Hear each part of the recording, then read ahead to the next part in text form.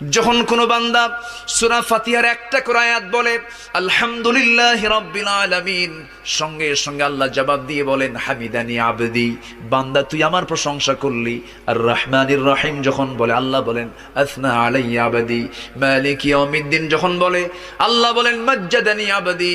এরপরে যখন বলে ইয়াকা না'বুদু ওয়া ইয়াকা নাস্তাঈন পর্যন্ত যখন বলে আল্লাহ বলেন বান্দারে তুই আমার কাছে কি চাস, প্রাণ খুলে চারে বান্দা।